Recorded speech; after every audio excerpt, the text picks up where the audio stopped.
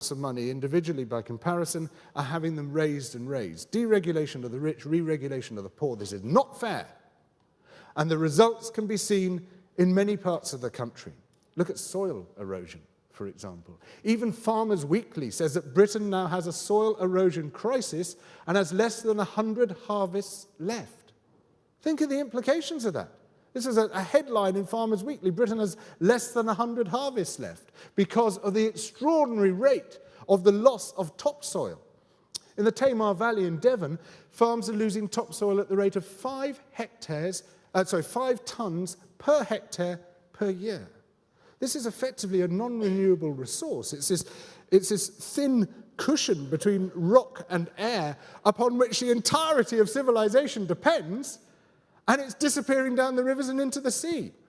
A lot of the people who are against regulation blame it on Europe and say we need to keep Britain out of Europe. Britain is flowing down the sea and adding to the coastlines of Holland and Germany at the moment. Because of deregulation.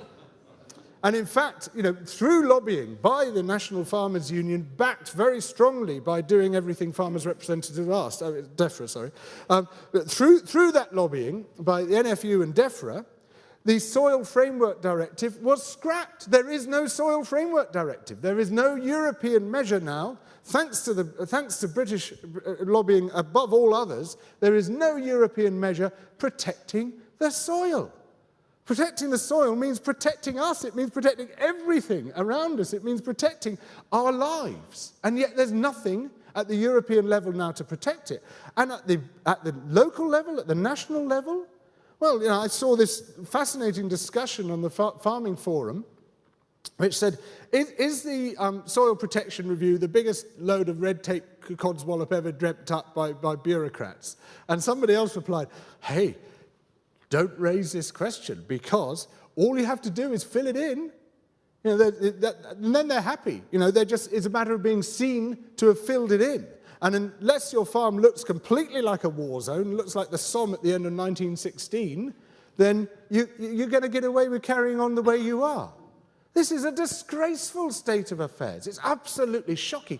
And it's greatly exacerbated by the very rapid spread of maize growing on the best arable land of all. And in fact, this is a National Farmers Union policy to promote the use of anaerobic digesters. They want to see 1,000 medium-sized digesters introduced by 2020 in this country, largely fed with maize. That means 100,000 hectares of maize. The biogas maize varieties are those which must be grown on some of the best arable land. This is a crop which rips the land to pieces.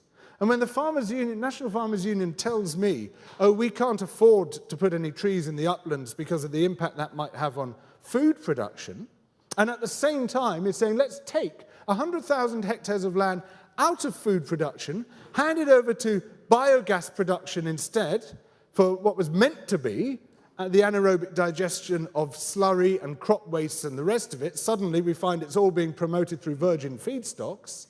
I say that organisation is an organisation of hypocrites. I'm sorry, but that is a profoundly hypocritical position for the NFU to take. And what I see is a programme of regulatory capture.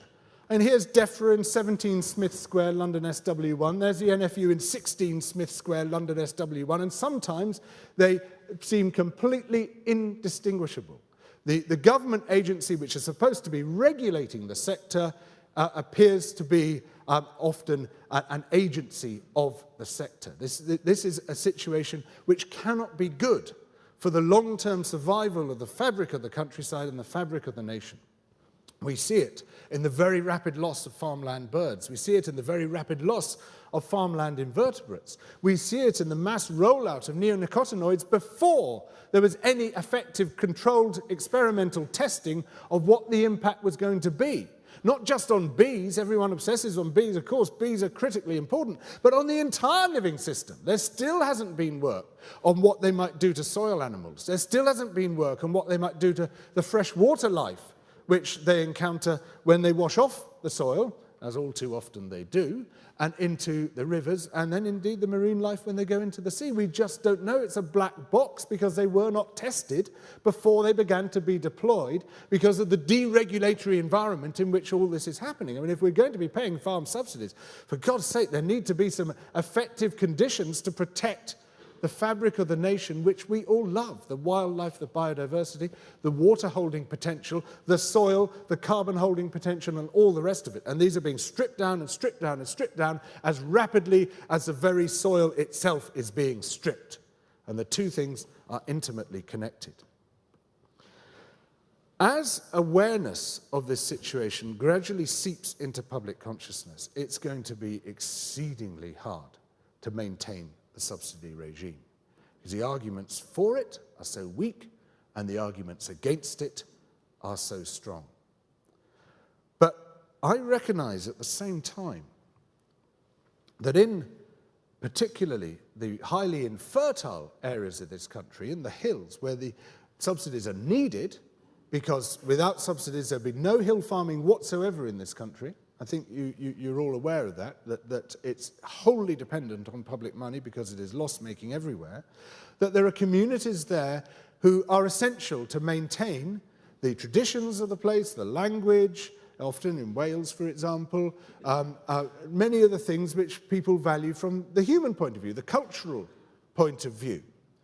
I want to see those people staying on the land. I don't want to see all the sheep staying on the land.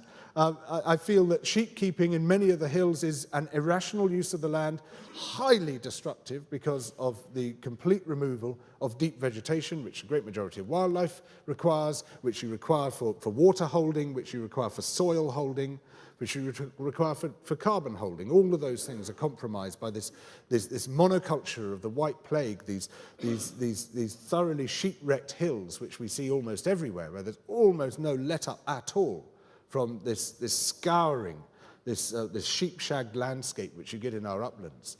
But I want to see the people stay. In fact, I want to see a lot more people.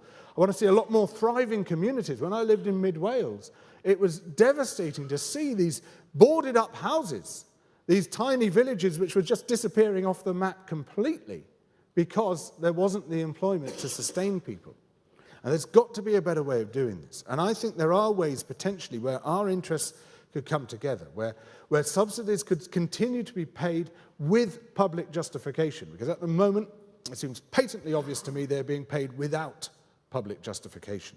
And those subsidies would be linked to delivering the things which almost everyone in this country agrees that we want.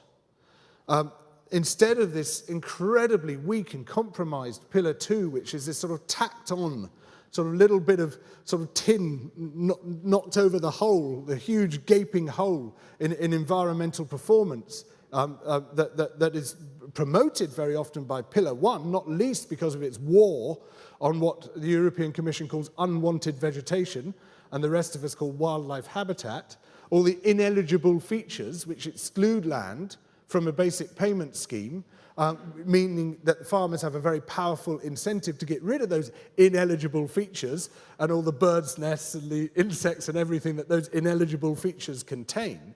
We need to see a subsidy system which is turned right round, which says that the whole point of the subsidy system is to protect that which would not otherwise be protected. That would be the only point of it. And so farmers in the hills, for instance, would be paid to start putting in shelter belts, like they've done at Pontbren, with that wonderful experiment entirely run by the local farmers with almost no assistance from anybody because the grant money doesn't exist for that sort of thing, which turn out to greatly attenuate the amount of water which comes down the hill because they absorb the water rather than allowing it to flash off, holding it back, reducing the possibility of extreme floods downstream. In the most infertile places of all, where there's 1 or 2 sheep per hectare, a really irrational use of land, I would love to see that land reforested and farmers paid for doing the reforesting and for maintaining the forested environment and bringing back perhaps some of our missing species. I mean, I couldn't help noticing in the film with which this session began, this weird, perverse situation that we have in Britain, that there was woodland, you probably noticed, but it was all on the low ground. It was on the frith, the sloping ground, and it was on the bottom land, in other words, in the most fertile places. You look up, there was nothing at all. All that land was wooded once. Those hills of Snowdonia, the Cambrians, the Lake District, Scotland, there's almost no land at all in Britain which is above the tree line. You go to Norway, at higher latitudes than ours, and at higher altitudes you will find trees growing. But all of that land has been bared, and that's the land where there's very little productive potential, but it's also the watersheds of our nation. It's the catchments. It's where the great majority of rain falls, as I know from my experience of living in mid-Wales, and it's where that rain, if it's not held back, causes this cycle of flood and drought. So, you know, in that very poor land, that's where the trees should be. It's crazy that our trees are only in the fertile land. You go to Europe, you know, the lowlands are largely bare, and the uplands are largely forested, which is what you would expect. You come here, the lowlands are largely bare, and the uplands are even barer. I would love to see farmers in the lowlands, if they're to receive any subsidies at all, you know, and here the justification for any subsidy becomes pretty thin. Those subsidies would be received specifically for measures which protect the soil, which protect wildlife, which prevent flooding, which store water on fields during high flood events, all those sorts of things, which actually would be of benefit to the nation as a whole. And I think there is a possibility of forming an alliance over these issues when you recognize that it's only a matter of time. It's only a matter of public awareness of what the subsidy scheme is not delivering to us, what the CAP is failing to deliver, of the huge amount of money that it's taking out of the public purse, which might otherwise be deployed for teachers or beds in hospitals, for things that we desperately need. It's only a matter of time before that subsidy system will disappear completely unless justifications are found for it. So I'm proposing some justifications. It would be a much smaller overall scheme than the one we have at the moment. It would be specifically directed at those who need it most and at the interventions which are most needed.